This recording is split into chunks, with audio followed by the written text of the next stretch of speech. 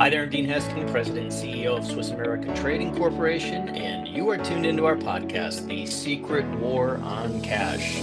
I have with me my co-host, Chris Agelastos, who's going to be talking with us today about the secret war on cash. And it is quite a war we have going on right now, quite literally a war. Let's get right into it here, Chris. We got on Yeah. our first little article we're going to cover, not good news.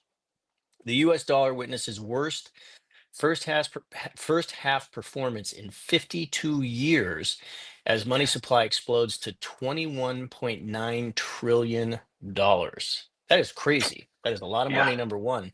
52 years, that back to in 1973, back during the Nixon administration.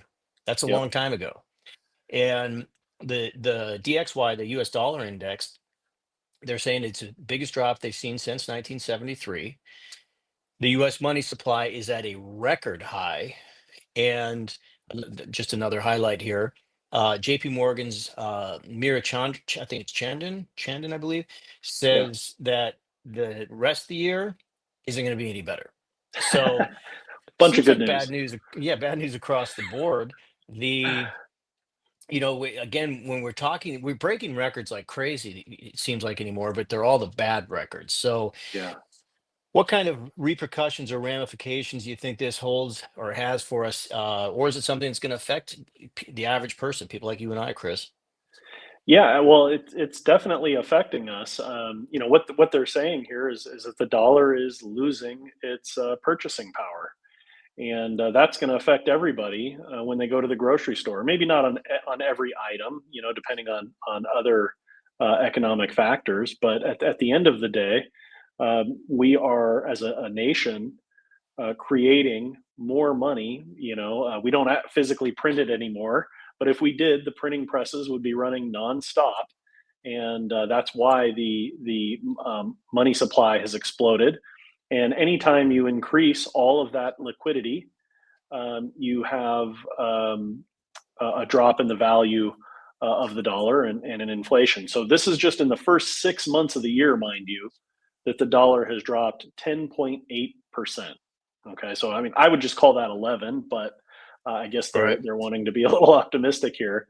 And back in '73, like you mentioned, it was a 14.8% decline in the first half of that year. So yeah, like you said, records that we do not want to be setting, and everybody feels here like this is kind of the tip of the iceberg. We're continuing down this negative path, so the rest of the year isn't expected to be any better, and especially where the dollar is concerned versus other major currencies like the euro and the yuan.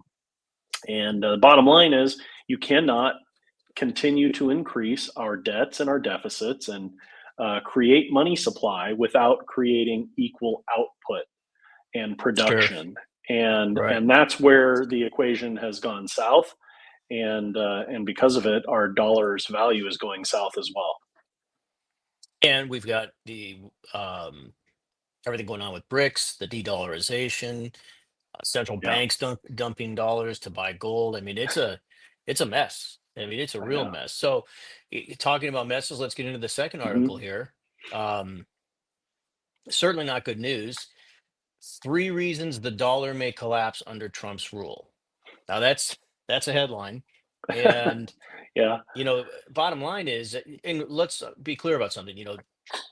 Trump is going to war right now with all these various countries, tariffs, et cetera, largely, prompted by BRICS.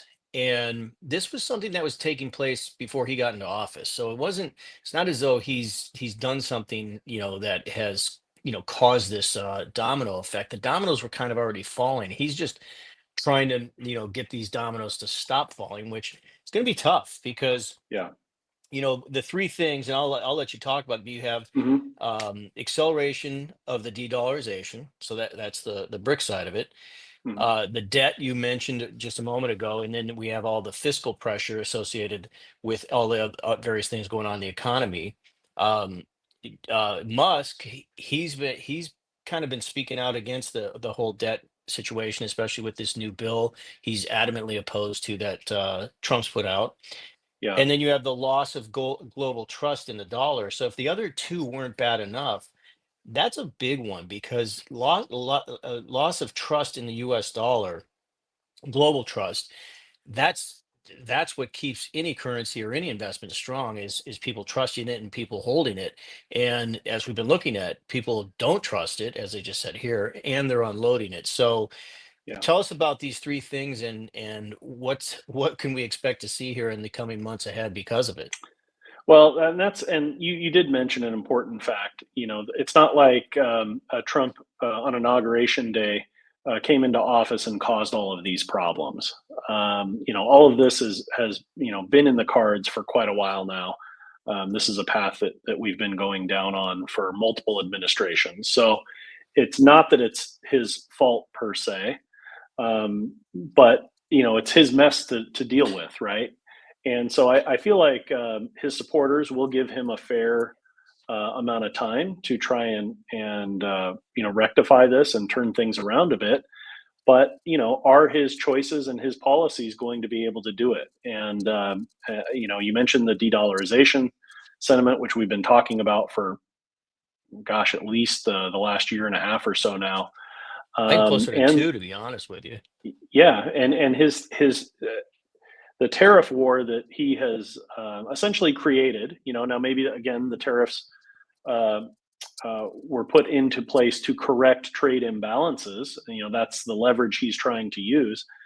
But he's started this with his policy, and that's made a lot of the nations that were threatening tariffs against want to consider moving away from the dollar even more so than they were before. So that de-dollarization sentiment and the way people are feeling, other nations are feeling, I don't think that's going to go away anytime soon. So that's a definite problem. Now he has cooled the tariff talk a little bit, um, but then just in the last day or so, he's talking about increased tariffs on a couple of other nations. I believe it was Japan and Korea. So it's not over, and so I think that's going to continue.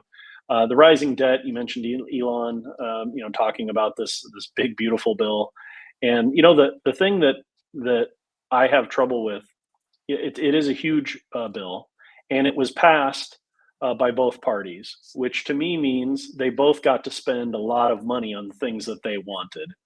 Sure. It wasn't just one side getting what they wanted, and what we've seen from Washington is that as long as they're spending the money on the things that they feel are important to them, they're okay with it. So the Republicans, they say they want to trim down the budget and the deficits, but that's not true if they're getting their way and getting spending in their states for the projects that they feel are important. So unfortunately, I don't think that's going to change. And then the overall, loss of trust in the dollar because of all these other things and the money printing that we're doing, and the fact that other nations are running to gold and the yuan and the euro as an alternative to the U.S. dollar. That's only going to continue to hurt us. So, I mean, I hate to. I feel like we're we're always talking I know about such you're negative being very things. negative, Chris. I, I know, right? But it's true. At the end of the day, these are real issues. They are negative, and we do have to figure out a way to correct them. And whether or not President Trump is able to do that, we as individuals need to do what we can to protect our savings, to stay informed, even if the news is negative. Pay attention to what's going on so that you can protect yourself and prepare. And that's obviously what we've been helping clients do. And I would encourage anybody watching or listening to this program to reach out, whether it's to us or even somebody else, quite honestly.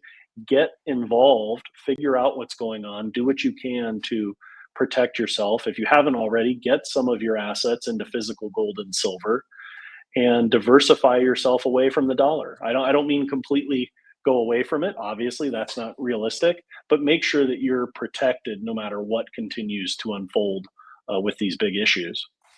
Well, if someone did want to get a hold of you, Chris, or someone at Swiss America, what do they do and what do they ask for? Go to the website, visit us at www.swissamerica.com. You can also call us at 1-800-289-2646. and just request our information packet, some information about protecting your savings, or if you specifically have an interest in gold or silver, or doing something with your IRA or 401k, any type of retirement plan. Just let us know what some of your concerns are. We'll build an appropriate information packet, get that off to you via email or hard copy, and set an appointment to talk about some of these things, and help you figure out a plan, make a roadmap. Perfect. Well, thank you for all that. And for those of you tuning in, thank you for doing so. If you're not subscribed to our podcast, we wish you would. I hope you do. And if nothing else, have a great rest of your day, great rest of your week, and we will talk to you again real soon. Thanks, Chris. We'll see you Yep. soon. Take care.